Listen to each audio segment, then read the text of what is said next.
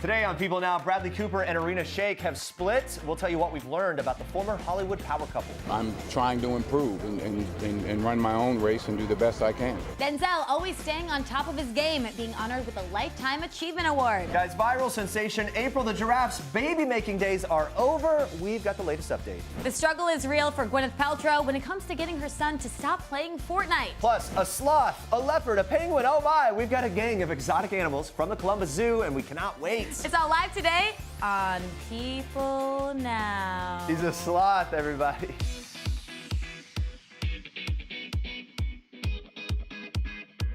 He's got jokes. That's a little embarrassing. Looking back. It was great. What better way to kick off a Friday? Welcome to People Now. As if you needed another reason to celebrate a Friday, listen to this. It is National Donut Day, everybody. We feeling good? Several chains across America giving away free donuts. They have not made their way to our desk for some reason. But make sure to check out your favorite donut spot to see if they are offering any deals. So, got us inspired. We want to know, what is your go-to donut flavor? Is it jelly? Is it glazed? Is it chocolate frosted? Or all of the above? Vote in our People poll or tweet us your answer with the hashtag PeopleNow. You can also send us donuts if you want. Hello. We'll check in on those results in a little bit. But for now, here's what you need to know and what's trending for today. People's confirmed Bradley Cooper and Irina Shayk have split after 4 years of dating. The former power couple have officially decided to end their relationship and are amicably working out how to share custody of their 2-year-old daughter, Leah, who they welcomed in 2017. Bradley and Irina began dating in the spring of 2015. Now, the former pair have kept their relationship private, with Irina telling Glamour UK in February of 2019 that she preferred to keep their romance out of the spotlight. She said, quote, "I have a lot of friends who share a lot of their personal life on Instagram or social media very publicly. I admire it and I think it's great, but I think it's all about personal choice. Because my work requires me to be out there, I just decided my personal life will be quiet. That's why it's called personal, because it's something for you and your family, and I feel happy with it." That makes a lot of sense to me. That same month, Bradley opened up about fatherhood, telling Oprah Winfrey during her Oprah's Super Soul Conversations from Times Square in New York City that having a family changed everything.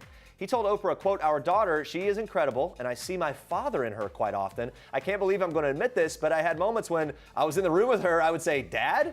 Bradley had a big year in 2018, of course, with the release of his hit film A Star is Born. It was nominated for 8 Academy Awards. After the awards season ended, Cooper made sure to slow down and focus on his family. A source told People about that in April of 2019. All right, guys, stay with us. We are going to break down Bradley and Irina's relationship, plus those Lady Gaga romance rumors that sparked just hours after the news of Bradley and Irina's breakup. Do not miss that. Some sad news here. Granger Smith's 3-year-old son River's cause of death has been revealed. Smith's rep confirmed to People on Thursday that River's tragic death was due to a drowning accident at home. Smith shared the unthinkable news on Twitter and Instagram Thursday that his and his wife Amber's 3-year-old son River Kelly died following a tragic accident where, despite doctors' best efforts, he was unable to be revived. He shares on Instagram, quote, "Amber and I made the decision to say our last goodbyes and donate his organs so that other children will be given a second chance at life. Our family is devastated and heartbroken, but we take solace in knowing that he is with his Heavenly Father." Morgan Miller, whose 19-month-old daughter Emmeline Greer drowned in a pool last June, is sending her support to Granger Smith and his family. On her Instagram stories Thursday, Morgan reshared a photo of Smith smiling with his 3-year-old son River Kelly in his arms. That's the same photo that he had used to announce that heartbreaking news earlier in the day. Around the image, Morgan wrote, "My heart breaks, another baby gone too soon." Morgan also posted a number of other stories urging her followers to take necessary water safety precautions, including swimming lessons and an alarm system for residential pools that detect drowning to ensure children are not risking their lives in and around pools. In lieu of flowers or gifts, Granger and Amber Smith request that those people willing to give please send donations to Dell Children's Medical Center in River's name. Of course, our thoughts are with the Smith family at this very difficult time. All right, Gwyneth Paltrow getting real about her struggles to get her children to eat healthy, which it can be tough. In a panel held on Thursday to celebrate the launch of the Flow Water campaign, the actress and Goop founder opened up about the importance of health and nutrition, even revealing that her own son doesn't eat as well as she would like. She revealed, "I struggle with my son. He only wants to eat chicken nuggets and French fries and Gatorade. It's like a war every day." But she's gotten creative. She adds, "I've started doing like little poke bowls for the kids so they can choose what they want in it." This genius idea. You have to kind of make eating healthy fun for kids or else it's not going to work. The menu wasn't the only thing discussed at the panel, though. Paltrow also opened up about the difficulty she has limiting screen time with her kids, saying, "We have a Fortnite situation at my house, and I actually have a My Little Pony situation at my house." I don't think that's a bad situation, though. I grew up on Little Ponies, My Little Ponies. But hours and hours of it. That's the problem. It's so easy for them to just dive in. Good for them. Animals. Is that right? Raising them. Yeah, okay, good lessons learned. My Little Ponies. Anyway, Gwyneth shares 15-year-old daughter Apple and 13-year-old son Moses with her ex-husband Chris Martin. Good luck with all that screen time. All right, more troubling news for the resort in the Dominican Republic, making headlines this week after 3 Americans mysteriously died while vacationing there. A Denver, Colorado couple that stayed at the same resort in the Dominican Republic as the 3 Americans who passed away recently are claiming that they became violently ill after being exposed to what they believe were insecticides at that hotel, adding they think it was spread through the air conditioning system. CNN reports that Kaylin Canole and her boyfriend, Tom Schwander, filed a lawsuit earlier this year against the owners of the hotel, claiming they caused their sickness in June of last year.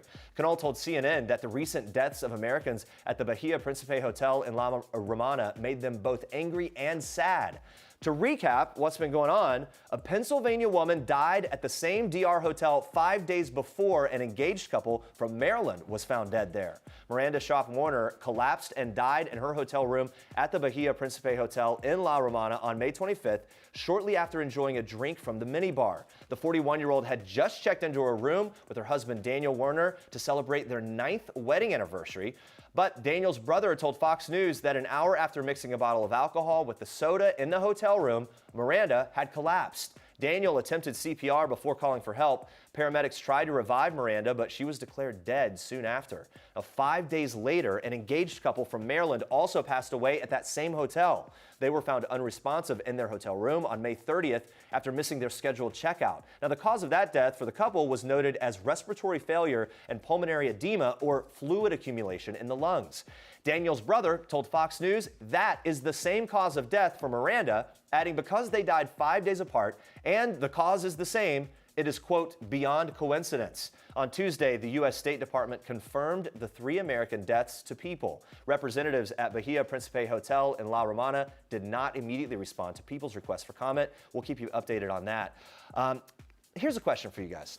How many people does it take to crack the code of a safe that has been locked for 40 years? I don't know. What's the answer? 1 tourist. Pretty incredible. This is an incredible story. Stephen Mills has cracked the code to a safe that many experts attempted to crack for many years with no success. During a visit to Canada last month, Mills, along with his family, stopped by the Vermilion Heritage Museum in Alberta, where he was presented with the 2,000-pound safe that was donated to that museum back in the mid-1980s. Now, like other visitors, Mills was offered the chance to take a crack at opening it. Mills says the museum was actually closed when he and his family arrived, but they tracked down a volunteer. They were able to get a tour.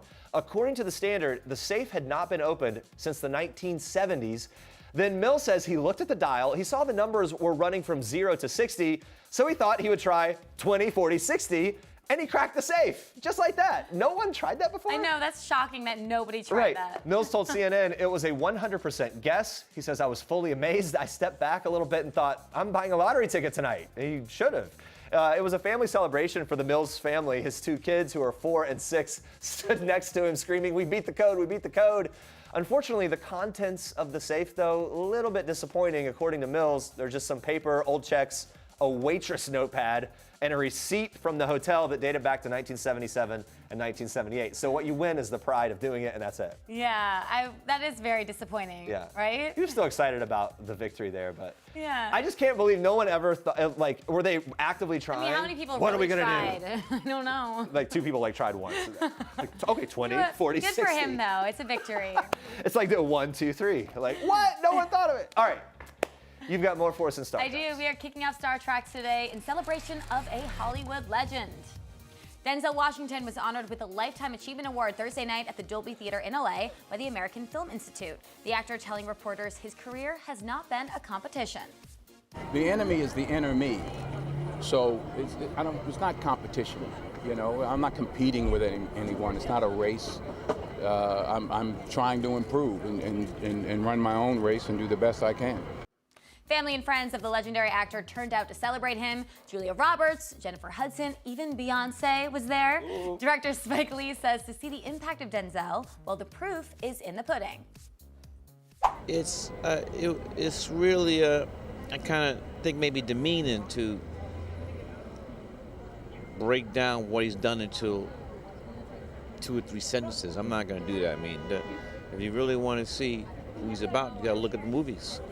Look at the films. That's the best answer. It's a great answer. The 2-time Oscar winner has had quite the impressive career, but after all of his success, Washington has a surprisingly simple response to what he misses about his days prior to being famous. I was able to walk up and down the street and nobody cared. I was able to observe people instead of being the one that's observed. So it was fresh and fun. It still is fun, but it's not as fresh. Even with his legacy firmly cemented in Hollywood's history, the actor reveals that his biggest achievement isn't on screen. In an interview with E.T., Denzel pointed to his wife, Pauletta Washington, when asked what he considered his biggest lifetime achievement to be. Very sweet. They have been married for 35 years, share 4 kids together, such a beautiful love story and family. The AFI Lifetime Achievement Award ceremony will be broadcast on TNT at 10 p.m. Eastern on June 20th. Well, summer is almost here, and Monday night at the CFDA Awards, I got the lowdown on what accessories and ensembles the stars turn to up their summer wardrobe. Take a look. I think the coolest thing is when you wear like sweats and you mix it with something like something really pretty. So I'll throw on a pair of pumps and like a cute little bodysuit and like put it like I think a good pair of pumps. How do you up a summer wardrobe? How do you take it to the next level? With a hat, a large sun hat. I'm a fan of the bucket hats. I love it. Bring it back. Bring it back. Definitely a hat. A good straw hat can elevate a whole look. A white shirt is the ultimate summer accessory because you can wear it on top of a bathing suit, you can wear it tied. I'm the queen of crop tops. For me, it's some great kicks, some great sneakers because you're going to wear shorts, you're going to wear the little skirts and bathing suits. I kind of like to wear, be one and done. So a good floral dress is something that you can just put on. You don't really have to do much more. It's easy, and that's it. I think just more colors. Yeah, in the summer, I like to play with more colors. What can you add to your summer wardrobe to kind of up your game? Off clothes, just keep taking them off. A lot of sunscreen. She doesn't go in the sun. Is that true? Do you hide? I don't go in the sun. For me, sunglasses, definitely the right pair of sunglasses. I would think a red lip. It's not an accessory, but I feel like it adds a little pop in your life. As seen here. As seen here. I'm not gonna lie, I love my slides. I love slides, but my mom yells at me and is stop wearing those ugly things. Do you, wear whatever you want during the summer, it's hot out there. So funny, Bernadette Peters saying, I don't go in the sun. I don't go in the sun. I love it. Same. All right, now watch this. We have this connection that is very strange. We can actually feel for each other. It's like twins. Our bond is so special because we're just so close. My mom is my best friend. She's a person I come to for everything. And it's just so nice to have a mother who can also be a friend. So I feel like it just makes our relationship very unique. It's nice to have someone that has your back all the time, that you can ask a question to. You know, she'll give you her honest opinion. And it's a wonderful feeling. I have to be honest, I'm obsessed with so this great. family. Yeah. Dawn and Cher are 2 stars of TLC's new reality series Smothered, which follows mother-daughter duos that have closer than average bonds. Now, these 2, along with Cher's husband Jared, opened up about their tight-knit relationship, but they revealed that even though they're best friends, it doesn't stop them from having the occasional disagreement. There's no mother-daughter relationship that's perfect. So we do fight at times, but we get through it. What are the things you fight about? There's, I think, different things. I think more when she was growing up so and going through the different phases of life and as a teenager. We've all been in those phases. Yes, You don't think your mom's cool, and then you come around. Yeah. We definitely always try to talk it through. But if Jared and I ever have an argument, my mom, he sometimes calls my mom and tells her. And also, Jared, you'll kind of go around here, talk to mom to kind of try to talk some sense into her. Well, Cher thinks that anytime we get in a fight that her mom is just gonna get on me right away, But her mom always ends up taking my side. Yeah. So it actually works out pretty well for me overall. Good to see it works out for him. Now, meeting the parents is already intimidating for everyone out there. So we had to ask Jared how nervous he was to meet Dawn for the first time, considering how close these 2 are. Well, I heard from the beginning that if Cher's mom didn't like me, then I had no chance. You never knew how Yeah. true that was. I never knew we'd get to this point, and it would just stay the same thing since the beginning. But I looked at Dawn and I saw, well, this is what my wife's gonna look like. And, so sign me up. Good work, That's Jared. exactly Good what to work, say. Jared. Are you tough to impress, though? I really believe in someone with a good heart. You know, looks can change, but the inside never changes. So I really look for a person with a good heart. If they have a good heart, they have me. But I would imagine that there have been other guys that have maybe tried to come into the fray here. Oh, yeah. that were not. Definitely, yes. So what was it about him that first time? Did you that made him stick out? I'm really a good judge of character, I feel, and I saw that Jared does have a really good heart, and that's what took my heart away. Aw. Now, Cher is expecting a baby of her own with Jared, and Mama Dawn knows this means things are going to be changing. They don't think it's going to change, but of course it's going to change. You know, there'll be more. They're going to be more with the child all the time and the baby, and it's going to take up a lot of their time. So I am concerned how it's going to fit, where I'm going to fit in. But yeah, because you're not here. So how Exactly. involved do you plan on being with the delivery and everything? I'm planning as soon as she gets her first pain, she's calling me up, and I'm going on standby, and I'm coming right away. And are you just gonna move back to New York? Is that something? I wish. But I have a husband back home. So. Okay, right. Wait, Well, he'd have to also, come too. you told us this crazy story about when you were pregnant and you had a baby in a car, right? Yes, I had my son Grant in the car. He didn't make it to the hospital, so I'm really nervous for her. But the first pain, here I come. Okay. Wow, that's really incredible. And for you guys, what's your idea of how the baby will change the dynamic?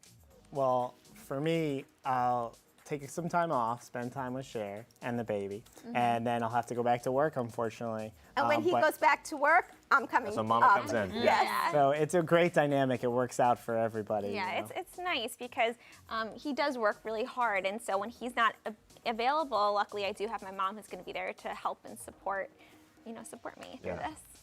So Donna and Cher aren't the only people featured on the series. While they haven't met the other moms and daughters yet, they have seen the videos. And what do you make of some of the others? I don't know. Okay. Everyone has their unique bond, and every bond is different. If it works for them, great. It's not our bond. This is our bond. Very diplomatic. Do you and I think that appreciate some of the other bonds are like a little, take it too far? Every bond is different. I think, I hope that they don't judge us, so I don't want to judge them either. And I don't know what their story is. There's, every mother-daughter has their ups and downs, and I'm sure they have some really great aspects of their life and some really weird ones too. But I guess we're going to find out soon. Yeah. I'm glad they have a bond. You know, the main thing is that they have a bond. Yeah. And that they are close. Yeah. How they're close, that's up to them. I love them. And you know what? I don't think it's weird how close they are. I don't either. When watching the show, it's one of those situations where you can't tell how it would feel in real life. And in real life, that felt very normal and great. The weirdest thing that Cher did was she does kiss the pregnancy test that her daughter peed on. When it's revealed, she shows her the test and she's so excited, she gives it a little She kiss. was just excited. I think that's fine. Yeah, it was fine, but it's interesting though. It is interesting. But she was fantastic. I mean, they're very close. They seem to have a healthy You can feel balance. so much love on that couch. Here's part of the healthy balance. What? They live far apart. I know. I think yeah. that adds to the deal. Anyway, let's move on. Stay with us, guys. All about Irina and Bradley's breakup, what went wrong. We're taking a closer look. Plus, all about the Queens Trooping the Color event this Saturday. Will Meghan Markle be making her first appearance after giving birth to baby Archie? Stick around. All right, today is National Donut Day, so we asked our viewers what's their go-to flavor for the breakfast treat in our People Poll. Let's take a look. What you guys are saying.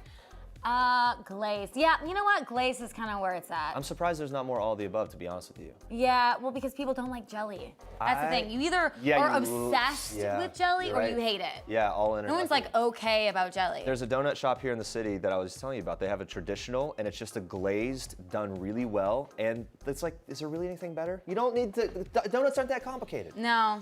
Just do the glaze. We used to go to a donut shop in my hometown before it would open, before they would send the trucks out really early in the morning and get hot donuts right off the conveyor belt. Nothing but melt in your mouth. It's a good treat. We're going to check in on the results of that poll later on the show, but for now, we move on to this. All right, guys. Bradley Cooper and Irina Shayk have split after 4 years together. We cannot get over this. This was so shocking. I texted you last night when I saw the news, Jeremy. No, we were going back and forth. Can you believe it? And part of me was surprised because they have maintained a lot of privacy. Yeah. You don't really know what's going on, so it seemed like things were going well. They've got a child together, so it was I think a it's shock. a bummer, though. I'm always rooting for Hollywood couples. Yeah. Especially. I'm rooting for all couples. So it was sad to see, for Yeah, sure. did not see this coming. I'm not sure what exactly will be next for them, but Bradley and Irina started dating in the spring of 2015 as we back up and look at their relationship. It all started off with a lot of steamy PDA pics of the two. Now, they sparked engagement rumors back in 2016 when Irina was sporting a ring on that finger. A source told People at the time that raising their daughter is more important than getting married. We should note that representatives for the former couple did not respond to People's request for comment. Now the question is, they called it quits. What happens next, right? Yeah, well, people are speculating about this having to do with Lady Gaga because we all remember during award season, everyone commented about Lady Gaga seeming in love with him.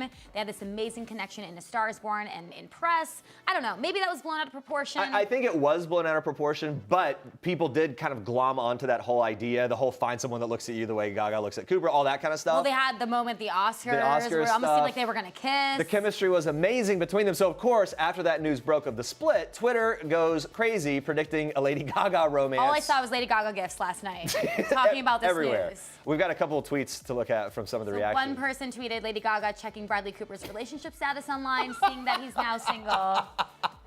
That's pretty funny. Like, perked up with a glass. Well, everyone was saying Lady Gaga entered the chat room. Yeah. I saw so many of those last night. Bradley Cooper and Irina Shayk have broken up, and Lady Gaga is coming to get her man. Oof, boy. Yeah, well, Lady Gaga squashed those rumors back in the day when the Oscars time with a now infamous eye roll when she appeared on Jimmy Kimmel Live post-Oscar win. I don't know what to make of it. I think Lady Gaga was just very passionate about the role, honestly. I don't think that there was anything going on between them. People love to kind of speculate, and we all loved saying, like, wow, their chemistry is real and on fire. She's passionate about her music. When she does a role as an actress, she's passionate about that. I think that's it. It's the art for her. And part of me wants to just say, let Bradley and Irina break up in peace. Yeah. And stop already trying to make this Gaga thing happen. Yeah. I don't know. I guess we'll see. Anyway. Yeah, we'll keep you posted. Updated. All right. After 2 live stream births and garnering over 232 million views in 2017, one giraffe is hanging up the birth towel and putting her baby-making days behind her. It's real life, you guys. Internet sensation April the giraffe is starting contraceptives on Friday. Oh, well, good for her. April, of course, became popular from the giraffe cam streams at Animal Adventure Park in Harpersville, New York. The gestation period of a giraffe, in case you're wondering, it can go as long as 15 months. During April's pregnancies, her caretakers saw the views of the park's YouTube channel skyrocket. According to YouTube statistics, April's videos have been viewed well over 200 million times. Very popular. At one point, BBC called April's 5th pregnancy in March the most anticipated since Prince George made his appearance in 2013. But an official from the park has announced the 17-year-old mother of 5 is retiring from the park's breeding program. However, April will continue to be a star of education and conservation initiatives. She's done her duty.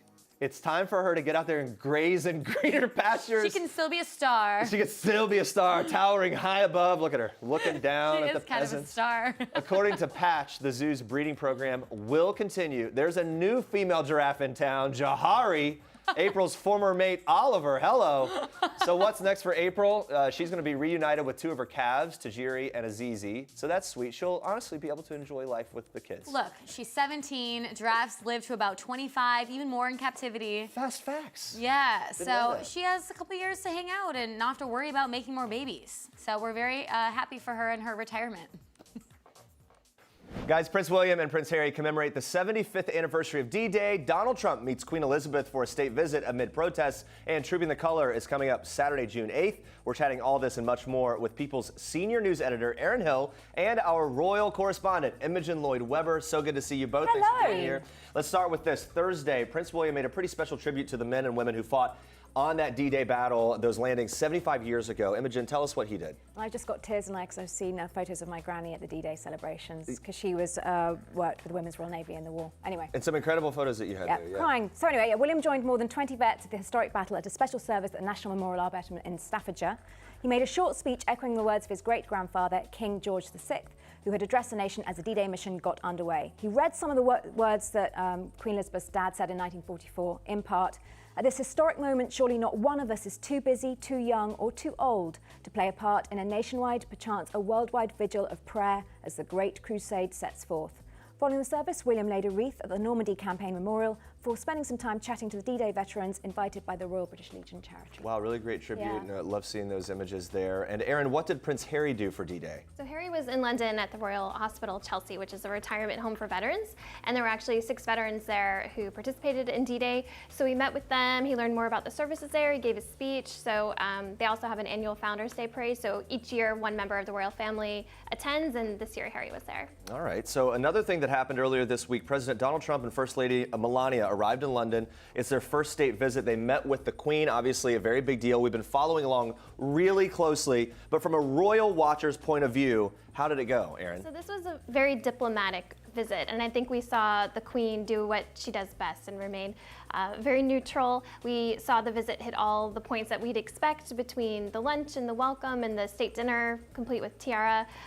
So it went as expected. All right, She's the world's most experienced diplomat. She's not going to mess up. She knows exactly what she's doing. Exactly right. I mean, in the moment, it can seem that things are very kind of unique in terms of the political climate, and things are certainly unique, but she's dealt with a lot in her She's seen it tenure. all before. I think it's 67 years worth. So There you go. yes. There's also a state banquet held at Buckingham Palace for the Trumps. Kate Middleton was wearing this blue sash. Tell us the significance of that blue sash. So the first time she wore a blue, red and white sash over her white gown, which signifies her position as a Dame Grand Cross of the Royal Victorian Order, which is the highest ranking of chivalry personally awarded by the Queen. She received the honour on April the 29th, which is her 8th wedding anniversary. The order is also represented by a Maltese cross, which Kate wore near the bottom of the sash. You can see it there. Kate's in very good company, including Camilla, Princess Anne and Sophie, Countess of Wessex, who also all wore their blue sashes for the banquet. And Kate can collect additional orders as time goes on and does more work for the family. And each order is represented with a different sash varying in colour and width. Okay, so that's why we see them when these state visits. Not often worn, but they are for these formal state occasions. Okay. Yeah. Also at the state dinner, after praising the Queen while making remarks, Trump then put his hand on her back, sparked a little debate. You know, the royal protocol is very specific. Did he break any protocol here? The royal family are getting more relaxed, but you are not supposed to touch the Queen after the handshake. And it did look perhaps a little bit like there was a slight touching moment. Don't forget that Michelle Obama had a moment such as this in 2009. But interesting on that one, the Queen reciprocated and put her arm back around Michelle Obama. She didn't do that to President Trump. Michelle gave her a little hug, and the Queen reciprocated. And I do remember that, and there was, because it sparked a similar type of debate and what the protocols are. There's so many little rules here along the way. There's undoubtedly everybody messes up. Yeah. The Queen apparently actually quite likes it. It makes things more interesting. All right, let's look forward to the week ahead. Trooping the Color. It's this Saturday. We've not done this before, Jeremy. Oh, it's very exciting. Look, we build up to this every year. Every year. Meghan was not present at the state dinner with President Trump because, of course, she's still officially on maternity leave. Aaron, any chance we'll see her at Trooping the Color? It's likely she's going to be there. Even when you're on maternity leave, you still go to your grandmother's birthday. And this is what this is. This is a big celebration. The whole royal family is going to unite for this, so she'll certainly want to be there on the balcony that day. All right, and Imogen, for those who don't know exactly what is Trooping the Color, how could you not know at this point if you've ever watched All right, Jeremy, here we go. The famous segment. So since 1748, Trooping the Colour has marked the official birthday of the British sovereign. The roots go back to when a regiment's colours, aka flags, were shown off so the troops could see them in battle. The regiments of the British and Commonwealth armies perform the Trooping the Colour parade. Over 1,400 members of the military will be involved, along with 200 horses and more than 400 musicians. Until 1987, the Queen herself rode in the procession. She's now driven in a carriage from Buckingham Palace to inspect her soldiers. In 1981, 6 blank shots were fired at her. How she kept her horse under control just showed how skilled a rider she is. Check out that video on YouTube, which I'm sure you do every year, Jeremy, when we talk about it. That's right. The route extends from Buckingham Palace along the Mall to Horse Guards Parade, Whitehall and back again. So we should watch out for the Queen taking the salute and inspecting her troops and, of course, Her Majesty and the royal family on the famous Buckingham Palace balcony where they all look up for a bypassed by the Royal Air Force. The video of that is incredible. It's one of the most entertaining events of the year. Yeah, absolutely. And the most regal. It feels so significant to watch.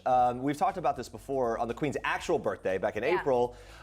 Why do we have 2 birthdays? We've got Trooping the Color, and then we've got the actual birthday. It's the weather. It's notoriously unreliable in England, so they like to have the official birthday on a Saturday in June because you're more likely to get good weather. And so no matter who Doesn't matter. Everyone... who is on the throne, it will be that same day. Yes, although I wonder what happens if the monarch is, if they're actually born in June, then, you know, maybe there would be an exception made, right. This dates back to, I think, 1700s. 1748, and it's when the monarch then had a birthday in October, so moved it to June. It's pretty interesting. All right, so one very special Trooping the Color debut. Aaron, tell us about this. People has it confirmed. Little Louis will be there. 1-year-old Louis making his debut around the same age that his siblings did, so this will be really amazing to see him perhaps debut his royal wave on the balcony, just like Charlotte did when she did hers. So all eyes will be on Louis. All eyes on Louis. All right, and you'll be here at People. Wake up bright and early with People. We'll be covering every minute on the site. So yes, look forward to that. Changing topics here before we go. Imogen, you have a very big weekend. I do. CBS Tony special. It airs across the U.S. this weekend. You can check your local listings to watch it. Give us a brief preview, Imogen. Look at that. That's me behaving. It spins. The Tony Awards spins. It's so much fun. I had some amazing interviews this year, Jeremy. Jeff Daniels, Bryan Cranston, Alex Brightman, who's the star of Beetlejuice. And we got to film in the Richard Rodgers Theatre, which is where Hamilton is, which was very special indeed. Wow, that's incredible. You've gotten a lot of accolades for these specials in the past. Some trophies at your house right now because of them. Emmy. One little Emmy. So we'll be watching for that. Have a great weekend. Thank and you, both Jeremy. of you, Aaron and Imogen, thank you for being here. You too. Looky here. A little scared. She's like, what? It's okay. What's happening? It's okay. Hi, you guys. These are baby cheetahs. It's their first day outside. Oh, they are so cute. The Nat Geo Wild series Secrets of the Zoo return for another exciting season on June 2nd. Secrets of the Zoo features a behind-the-scenes look at one of the largest zoos in the country, the Columbus Zoo and Aquarium, and the army of people who care for the animals 24/7. And joining us now from the zoo's animal program is director Suzi Rapp and Dr. Priya Bapodra, a zoo veterinarian who is allergic to animals. They brought a gang of the zoo's most exotic animals. Thank you guys for being here. This is fantastic. We're blown away. Walked in these two cubs, and then, of course, that sloth. Yeah, the sloth's gonna be hanging out here for a while in this tree, but we're gonna bring out, we have the clouded leopards right here. We've got the clouded leopards. And they are very playful. Very playful, and that's because they're babies. These are 4.5-month-old clouded leopards. Clouded leopard's one of the more endangered cats from Southeast Asia. They get their name clouded leopards. If you look at the spots, you've got a great view right now. Yeah. They appear like clouds in the sky. And so that's how they get their name clouded leopard. And these two happen to be named after two stars of American television from Vanderpump Rules. What are their names? Stassi and Bo. And I did not name them, my staff did. And I'll tell you what, it's been a hit. Has it? Yeah. Yeah, it's been a huge hit. I'm holding Bo, and Priya's holding Stassi. Does Stassi and Bo, do they know that these leopards, they don't know if these leopards have the name? Stassi and Bo do know they do. these leopards were named after You were saying this guy is going to get quite a bit bigger than her. Quite a bit larger. Clouded leopards don't get huge. They're not enormous cats. But the male's going to be about 65 pounds when he's full grown, and she's only going to be between about 35 and 45 pounds. Wow. A lot of, a lot less. And this is a very solitary cat. In Southeast Asia, it's going to live in such forested areas where you and I wouldn't even be able to get there. You wouldn't be able to walk through the foliage to see these animals. And they're going to be very dark and very, shy animals. And what we've found, it's best if we hand raise them and then we can pair them up at a very young age. Okay. Because there's so few of these animals, there's so much more we need to learn about them. Sure. In hopes to keep this animal alive for, ever Tell us and more ever. about them. They're great climbers, right? Incredible climbers. You can tell that by these feet and these claws. And great claws, the other too, cool thing, I love this fact about clouded leopards. Their teeth are enormous. They have the largest teeth of any cat in comparison to their size, which I'm feeling on my arm right now as we're talking. And you have two types of cats. You have your greater roaring cats, your lesser purring cats. Well, then you have a clouded leopard that does neither. They don't roar, they don't purr. but they believe their closest relative, thanks for the leg bite there, Stassi and Priya. We believe their closest relative could have been the saber-toothed tiger. Oh, wow. Because when Bo's full grown, his teeth are going to be the same length as a lion's. So it's the length of the teeth that gives you that link. And it kind of resembles that of a saber-toothed And how tiger. about the diet? What's that consist of? This is a complete meat eater. Okay. This is going to kill other animals in the wild, and we feed them a commercially prepared meat diet. We're going to send them off. Because you can handle them, but only for a certain amount of time. We've done pretty well, but you know, and it's all about play. It's all about, you know, they're just having fun. There was no aggression there in any way. Yeah. Where are they usually from? They're found in Southeast Asia, Thailand area. Okay. Very, very, very rare. You know, you're not going to go there and see them. I can tell you that. The best place to see them is a zoo. Before we move on, what can you tell us about the protection and the risks to them? I mean, in terms of the vulnerability, and as you were mentioning, it's important to preserve them. Unfortunately, the number one reason any animal becomes endangered or extinct is loss of habitat. So Right. habitat destruction, obviously, is something that clouded leopards face. Unfortunately, they're also poached.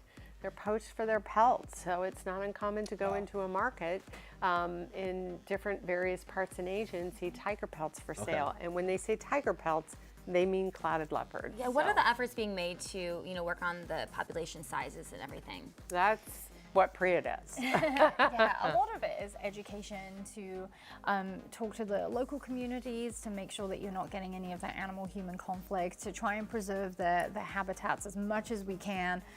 So, you know, these guys are prime examples that we can use them as a tool to inspire people, educate people, talk about this, and hopefully make an impact on helping them in their native range. So another guy hanging over here in the tree, the sloth. Look at this guy. He's moving around a little bit Very before. slowly. Yeah, tell us about this sloth. Well, this is Sunny, and Sunny is a two-toed sloth. Sloths are found in South America, and big popular animal right now. A lot of people don't realize, you know, there are sloths that may only live their entire life in 3 to 4 trees. Wow. So built for hanging, but you know, right now they're so popular. People, have people ask me all the time, can I hold that sloth and get a picture with her? And I'm like, I'm happy to let you get what we call a slothy with her, but you're not going to hold her because they have these, they're really not teeth. They're in the toothless mammal family, but part of their bone structure on their jaw protrudes, and it appears to have these daggers basically in their mouth. And they're like these. Oh, so they can bite you. And it can hurt. Wow. And those claws are horrible. Impressive. And it's not so much the claws. They're using the bone daggers in their mouth, which are like teeth, to rip bark off of trees. So try and rip off some bark off of a live tree. They just seem so slow that I don't know how. It seems not aggressive for that reason. And I'm not saying this is an animal that's going to come out. Just please respect them. Well, let's change gears here. Here we have a penguin. Here we go. My Hey, buddy. Walking right over. Tell us about this guy.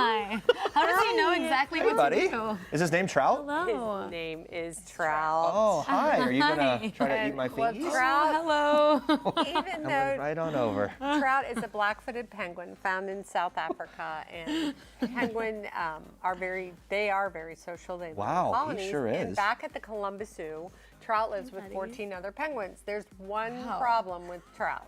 What's the problem? He does not think he's one of them. Oh, he doesn't. He thinks he's one of us. Yeah, and he really likes Jeremy. He's 8 years old. I mean, he was not hand-raised. He was raised by penguins. He lives with penguins. But he seems very all-knowing. Yes. I mean, look at him. Like, I think he knows exactly what's going on. He's currently calculating who he's going to take out first. And it might be me. No, I think he's actually being nice to you. Hey, bud. I think it's, he's eyeing Jeremy up. Actually, that's kind of, what is he doing? That's kind of love. Is that love? Wait, so this is an interesting fact that I had read. Okay, when mating, the female penguin makes the male penguin put in some work, right? Absolutely, and they do. That beak's going to get in my leg. And they do mate for life, and that's what I love about penguins. You know, they find their mate, and that's their mate forever, unless one of them dies, and then they'll go on to find another one. So what does the male penguin do to impress the female? Well, what he was just doing right now, he was kind of puffing up. Oh, that was like a mating thing? Well, it gets flattered. better. They Are do you won this- over? Yeah. They do this call, this. If I got that right I don't now, do he very would be good, mine forever, I'll but, tell you that. He's because their real name is the jackass penguin, and that's because The what? of that, the jackass penguin. Okay. And that's because of that brain cell. Jackass or Jackass. Jackass penguin? Okay, I thought they were saying the jazz hands penguin. Talk maybe about doing this that. penguin for the rest of my life. Well, we have to talk about the wallaby that we have here as well. This Look is a at this. baby Oh, I didn't even see that come in. And this is a baby wallaby, and this is, what's her name? Ariana. Ariana is a Bennett's wallaby, and she was one that fell out of her mother's pouch, which oftentimes happens because kangaroos and wallabies don't really need to be these maternal mothers Sure. because everything's self-sufficient. You know, they have this pouch and they are able to raise their young without doing a lot. But what a lot of people don't realize, when Ariana was born, she was the size of a jelly bean. Yeah, And really she was tiny. like a little worm, crawled into her mother's pouch. She attached to a teat, and that's where she developed. So the moms don't need to do anything. And so oftentimes, unfortunately, even in the wild, if a mob, that's what we call a group of wallabies or kangaroos, they live in mobs. Do you know what we call a baby kangaroo? Sure. A joey. You know, a baby wallaby, not a and joey. No, baby wallaby's a joey too. Okay. Even though they're in the kangaroo, they're all macropods. Do you know what we call a male kangaroo? No. Boomer. Okay. And a female would be called a flyer. Okay. So Boomer and a flyer. She's a joey right now, but she's going to grow up to be a flyer. Nice. Wow, And they'll live. Yeah, girl. But in Australia, if they become, if they encounter maybe dingoes, or it wouldn't be uncommon for a mother to dump her pouch because she needs to get away quickly. She's just adorable. She really She's is. the You wanna hold cutest. her? Yeah. Oh, I would love to hold her. While you're doing that, when the animals we see, a lot of them face dangers in the wild. How are zoos and aquariums kind of improving conservation in general? So zoos and aquariums, are progressive facilities. We really like to make sure that conservation is the forefront of our mission. We love that opportunity to educate. That 175 million people visit zoos annually. Yeah. So that is a unique opportunity for us to get close to people, inspire them, talk about all of these things. And the other big thing is Sloth that is making an escape, FYI. Sloth's leaving. You go. Sloth's leaving. And the other part of it is the financial commitment. So the fact that zoos and aquariums can support conservation projects globally. We help conservation projects with expertise, so we can send people in the field, whether they're veterinary experts or animal care experts. And we also contribute with animals. So animals that have been raised in zoos and aquariums have actually been flown out to their native ranges and been part of really important reintroduction programs. So It's interesting how zoos and just aquariums- exposure brings about so much education and knowledge of what's going on. There have been these recent trends of people going into the enclosures in zoos. That seems to be a thing that happens. How's the Columbus Zoo trying to prevent these situations and kind of speak into that a bit? About walking into enclosures and getting hurt. It seems like we see stories about this pop up every year. I mean, that's kind of stupid. I hate to Yeah. say that, but I wouldn't, I always tell people, we work very hard in our training program. All these animals that you're seeing today are trained by experts, in my department that are incredible trainers. But if I pulled into a grocery store or into a parking lot and there was a window cracked with somebody's dog in there, would I stick my hand in that person's window to pet their dog? I wouldn't even, I would never even consider that. Yet people think they can walk into a wild animal, and even though you're looking at these animals, and these animals, you saw trout, you got to pet trout, you're petting a wallaby, the sloth, the clouded leopards, they're wild animals. And they're not domesticated. They have to be respected, They're not right. tame, and you have to respect these animals. Well, we really appreciate you guys so much for bringing all these amazing animals in today. I'm just mesmerized. So thank you so much. And I think that the coolest part of this, people can watch what, our secrets. And it's on Nat Geo Wild, That's right. Secrets of the Zoo. And there's the plug. Secrets of the Zoo airs Sunday, 9 p.m. Eastern on Nat Geo Wild. Check it out. All right, moving on to this. The 5th season of Fear the Walking Dead premiered Sunday on AMC. We sat down with series stars Alycia Debnam Colman Colman Domingo to learn, but, kind of get into more about what else they fear. Besides the dead, we already knew that. Watch this. What do you fear more, spiders or snakes? Snakes. Spiders, probably. Heights or small spaces? Small spaces. Small spaces. Yeah, the claustrophobia. Yeah. I gotta get out of here. keto diet or binge eating? I do keto, that's fine. That's not that bad. Keto's not too bad. Yeah. Spoilers on Twitter or trolls on Twitter? Trolls. Trolls, without a doubt. Do you look? Do you watch these? I try not. Try not to. Forgetting a line or a wardrobe malfunction? Wardrobe Correct. malfunction? Nobody cares about that, right? Well, unless it's somewhere important. If you're on a carpet. You turn up, or- yeah, a carpet and something you got. I'm like, Yeah. whatever. Right. What an ugly friggin' person you are! I cannot believe that I married you! Yeah, well, I can't believe I had a kid with you, you drunk, selfish bastard!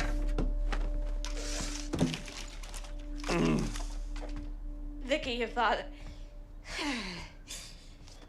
he lost his watch.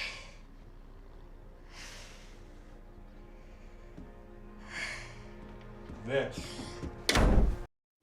Ashleigh Cummings stars in AMC's new drama series Nosferatu. Cummings plays Vic McQueen, a young woman who finds out she has supernatural abilities to find lost things. Yeah, and she told us that despite many differences between herself and the character she plays, there are still things she can relate to. Watch. I'm 26, playing an 18-year-old. One day, I think, potentially, I'll play my own age. But it's probably pretty Maybe. nice though. Yeah, that you no. can still play. Well, yeah, I guess I have the hindsight and the ability to reflect on what that time was. You know what I mean? And I definitely had similar experiences growing up, adolescence, not knowing where I, belonged, and not having a space to channel my own creativity. And I was lucky to find that through acting and the film and television and theatre world. But Vic and I grew up in very different circumstances. I was quite privileged in many ways. I mean, I grew up also in the Middle East and traveling around the world with my parents, who are really open to exploration and opportunities and encouraged me. So I feel very fortunate in that sense, and I've grown a lot of empathy by playing Vic, understanding that that's not the case for everyone, and the class struggles that are so present. Another interesting thing about your character, when she's having these paranormal psychic moments, not sure what's going on, there's bleeding from the eyes, just from a geeky sort of effects standpoint. Yeah. I was just interested in how that is played out. Just is me. it all CG? No, Or is I'm just a good actor. yeah, you're just great. Yeah. You can cry on demand and bleed I on can demand bleed out on of your eye. No, it was, so I had a contact lens, a scleral contact lens. Whoa. And it covers the entire eyeball, which can be quite a challenge to get in. Had an incredible guy who I've worked with on another project actually, called Zach, and he took care of all the eye stuff, and then my makeup artist would sometimes drop drops of blood in there. I think that's really interesting. Yeah. Fascinating talking to her. In the show, Vic is seen riding her motorcycle a lot. It turns out Ashleigh didn't actually get to ride the bike despite having a license for it. Not even allowed to turn it on. Not even allowed to, so not you at all? No. How about you in your real life? Have you ever ridden a motorcycle? Yes, I Yeah. got my motorcycle license before my car license. Wait, for so a you different really job. can ride? Not really. Oh. I mean, I got the license for the job because I kind of Okay. had to, but after that, then you sign a million insurance forms saying, I'm never going to touch a motorcycle. And, my dad's an avid biker, and so he's terrified because he knows what can happen. So he finally got his motorbike wielding daughter, but without any of the risk. Got it. Yeah, it's the best way, right? Yeah. Looks really cool, zero risk. Yes. Now, Zachary Quinto plays Vic's nemesis, Charlie Manx, in the show, and Cummings explained to us why it was so hard to channel hate towards his character. I think one of the first times I saw him in makeup, he was in his 135-year-old look, but he was taking me from one set to another in his Audi with his AirPods and his Adidas tracksuit, and it was a little discordant to see him with his little toothpick and his dog and his Audi car and a 135-year-old face. But he's so kind, so it kind of helped that when he had the prosthetics on, because then I could hate him, because when I was looking at Zach Quinto, you're kind of like, I don't know how to channel any hate into you. Yeah. You're such a good dude. Yeah, but I will say, I think that he has the ability, just maybe as an actor visually, even forget the makeup and everything else, to carry a lot of weight and intensity with just his look. Just the idea of him staring, to me, I'm already intimidated thinking about it. Definitely. In that way. He is transformative in this role, especially. he talks about disappearing into the character, and he totally does that. And did you two vibe right away? Was it kind of an immediate connection? Yeah, I mean, I think so. He might tell you different. He's like, I hated her. Yeah, it was awful. No, I guess so. I hope so. No, Yeah. From your loved perspective, that. it was yeah, great. we had a Yeah. great time. So she's staying busy. Next up for Ashleigh is a star-studded movie called The Goldfinch, and she told us how it was working with the cast. She also revealed her childhood connection with Nicole Kidman. I only really worked with Ansel and Jeffrey. Two but amazing actors. I mean, insane. Just to get to work with them and play with them was astonishing. Nicole, I got to meet, and I've been sort of connected to her in my own way since I was really little. Her dad was like my first ever psychologist when I was 14, and I kind of went to the same school as she did for a little bit. And you know, as an Australian, you kind of look up to this woman who's such a wonderful actress and person. And so we got to meet, and she was just magical and beautiful. Did you connect all the dots with her Yeah, right away? With yeah. the psychologist and all this stuff? And, yes. yeah. And she knew I was Aussie and was just so welcoming and so supportive, and said if I ever needed anything. So it was just amazing, that generosity of spirit. I really liked her. You can catch Ashleigh Cummings in Nosferatu Sundays at 10 p.m. Eastern on AMC. All right, guys, coming up on Monday and next week, we are getting Younger. The cast of Younger stops by People Now. They're going to be talking about season 6. Plus, social media stars, the Dobre Brothers, stop by. They're updating us on their latest tour, the Dobre Brothers Live. All right, thanks for watching. For now, we leave you with one last thing from Jordin Sparks. Happy weekend, everyone. Bye, guys. Hi, I'm Jordin Sparks, and this is One Last Thing. The last song that was stuck in my head, Baby Shark. The last TV show I watched was, oh, mom brain, hold on. What was it called? Catch-22. Read me back the last line.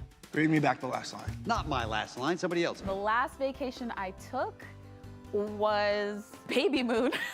The Baby Moon, so that was last year in February.